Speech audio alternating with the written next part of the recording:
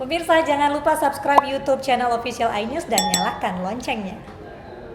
Lantas kapan reshuffle akan terlaksana dan apa yang terjadi ataupun apa yang menjadi pemantik utama bongkar pasang Kabinet Indonesia Maju? Sudah bergabung bersama kami tenaga ahli utama Kantor Staf Presiden Ali Mukhtar Ngabalin.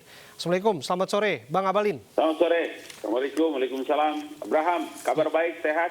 Ya, sehat Bang Ngabalin. Langsung saja dalam forum ini saya minta Abang berhenti berteka-teki. Jadi kira-kira kapan perombakan Menteri Kabinet Jokowi? Tidak bisa berteka-teki. Yang bisa memastikan kewenangan hak itu ada pada Presiden.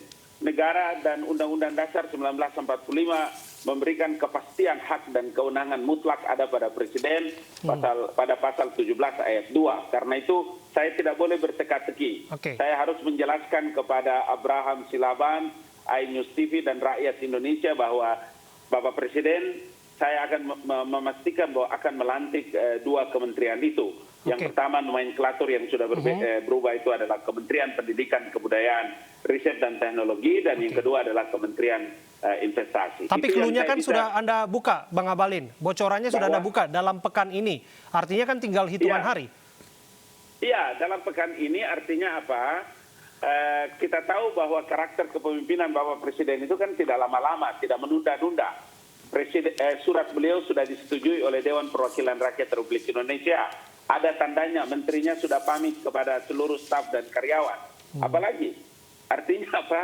Artinya tidak boleh lama-lama. Dan itulah yang saya meyakinkan kawan-kawan media termasuk iNews dan pemirsa sore ini bahwa Presiden akan secepatnya melantik kedua menteri itu. Gitu loh, Mas Abraham. Bang Ngabalin, yang jelas kan bukan rahasia lagi sudah ada dua pos kementerian baru. Kemristek digabung dengan Kemdikbud dan kemudian Kementerian Investasi. Apakah ini juga akan dijadikan pintu masuk untuk reshuffle? Sinyalemen ini Anda baca seperti apa di KSP?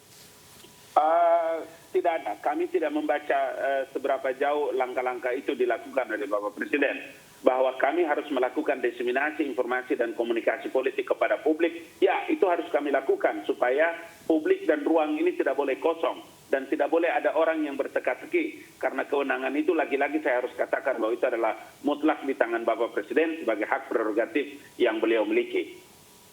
Tapi apakah ini betul-betul ajang evaluasi dari menteri-menteri dan dalam beberapa persepsi publik dan beberapa pandangan pakar-pakar politik juga mengatakan bahwa bisa saja ini adalah jalan untuk Pak Jokowi mengganti orang-orang yang dianggap tidak perform? Ya, banyak sekali lembaga survei yang memberikan penilaian seperti itu, termasuk beberapa kawan-kawan yang memiliki kapasitas keilmuan yang tidak kita ragukan dalam bidang politik, melakukan analisis dan berbagai macam cara. Tetapi kewenangan dan kemutlakan itu kan ada pada Bapak Presiden untuk bisa memutuskan kapan, kemudian siapa-siapa yang harus jadi menteri dan lain-lain sebagainya. Tapi kepada publik tetap kami harus lakukan, menyampaikan bahwa langkah-langkah ini dilakukan oleh Bapak Presiden. Makanya saya katakan kapan, siapa, di mana, dan seterusnya itu adalah kewenangan Bapak Presiden. Gitu, Abraham. Bang Ngabalin, Anda juga menyebutkan dalam statement Anda kemarin bahwa Menristek sudah mengundurkan diri. Apakah akan ada wajah baru yang akan masuk dalam kabinet yang memangku jabatan Kemristek digabung dengan Kemdikbud, yang artinya akan menggeser posisi Nadiem Makarim?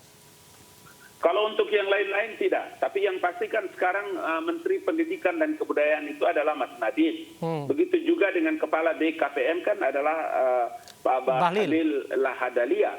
Artinya Bapak Presiden sudah tahu tentang kinerja anak-anak muda yang hebat ini. Mereka yang punya kapasitas dan kapabilitas yang tentu Bapak Presiden tidak mungkin ragu. Pasti memastikan bahwa mereka memiliki kemampuan dan kapasitas yang luar biasa, sehingga Bapak Presiden bisa mengangkat mereka.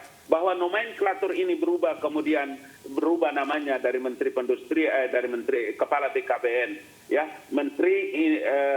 Kementerian Investasi Kepala BKPM, kemudian Menteri Pendidikan dan Kebudayaan, Riset dan Teknologi, kemudian mereka dilantik kembali. Lagi-lagi saya mau bilang, ini adalah kewenangan Bapak Presiden. Pada posisi itu, saya harus menjelaskan kepada publik, Bung. Ya, Bang, ini juga dianggap seperti lagu lama reshuffle ini karena yang masuk adalah orang-orang politik lagi dari titipan-titipan partai. Bagaimana Anda menjelaskan statement Anda sebelumnya yang mengatakan Presiden akan memilih orang yang tepat, the right man on the right place? Iya, apakah orang yang berpolitik itu tidak juga memiliki kapasitas yang cukup? Kalau nanti ada orang politik, apakah orang dari politik atau orang dari DPR kemudian presiden mengangkat dan mendudukan mereka memimpin satu departemen atau lembaga? Apakah mereka tidak punya kapasitas yang cukup? Tunggu dulu.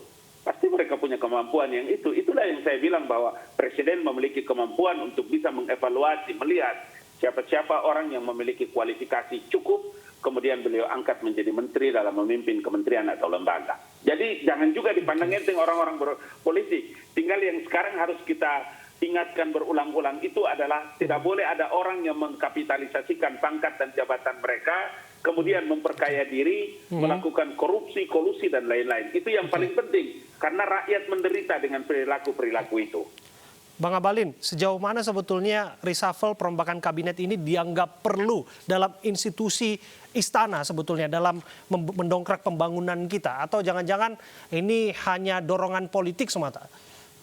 Bung Abraham harus dengar, ingat baik-baik, dan tentu para pemirsa. Di luar negeri itu orang tidak mengenal yang namanya Badan Koordinasi Penanaman Modal. Hampir di seluruh dunia punya kementerian yang namanya Menteri Investasi. Karena itu kalau ada di luar negeri, Bapak Presiden memperkenalkan Kepala Badan Koordinasi Penanaman Modal, ya tentu orang tidak tahu dan dia berada di bawah satu tingkat di bawah Menteri Investasi. Nah, nomenklatur ini berubah sebagai konsekuensi dari apa? Adanya Undang-Undang Cipta Kerja. Kan di situ disebutkan Kementerian Investasi dan Lapangan Kerja ini menjadi bagian yang tidak terpisahkan. Itulah sebabnya kenapa dalam Undang-Undang Cipta Kerja itu ketika orang meminta izin berusaha dari pintu ini, pintu sana, bertahun-tahun menunggunya. Sekarang ini satu pintu, Bung. Tinggal nanti Menteri Investasi atau Kepala Badan Koordinasi Penanaman Modal yang teken untuk dan atas nama menteri masing-masing. Kenapa begitu? Sebab begini, Bung. Kalau pemerintah ini menahan atau memperlambat izin orang berusaha, itu sudah pasti akan memperlambat masuknya sumber keuangan negara, kemudian lapangan pekerjaan, dan lain-lain sebagainya. Pendapatan negara akan berubah, kemudahan orang berusaha juga menjadi sulit. Langkah-langkah inilah yang dilakukan oleh Bapak Presiden untuk mengantisipasi, menjawab tantangan yang kita hadapi pada hari ini. Ya, pada kenyataannya juga pun untuk nomenklatur yang digabung, Kemenristek dan Kemdikbud, itu adalah yang dilakukan Pak Jokowi dulu. 2014 silam beliau yang memisahkan itu. Sekarang digabung kembali. Yang menjadi pertanyaan saya sederhana ini terakhir, Bang Abalin. Sejauh mana aspirasi publik sebetulnya diserap dalam isu reshuffle ini? Sebagai ajang evaluasi bahwa menteri-menteri yang diganti adalah menteri yang benar-benar tidak perform. Bukan hanya karena ada titipan politik semata. Ya, kalau ini kan saya ingin katakan bahwa bagaimana Bapak Presiden menyikapi ini kemudian memberikan jawaban atas perubahan ini, tentu saja saya mau katakan seperti apa yang disampaikan oleh Bapak Presiden dari surat beliau kepada DPR RI bahwa hampir atau sebagian besar apa yang dilakukan oleh Kementerian Riset dan Teknologi itu dikerjakan oleh Badan Riset dan Inovasi Nasional. Sehingga kementerian itu ditarik kembali kepada Kementerian Pendidikan dan Kebudayaan. Maka ada badan yang disebut dengan Badan Riset dan Inovasi Nasional. Terima kasih Bang Abalin. Saya akan tunggu nanti pengejawantahan dari apa yang Anda sampaikan agar tidak berteka-teki. Pekan ini kita tunggu hitungan hari apakah betul apa yang disampaikan oleh Bang Ali Mukhtar Ngabalin, tenaga ahli utama KSP, berbicara mengenai perombakan kabinet Jokowi.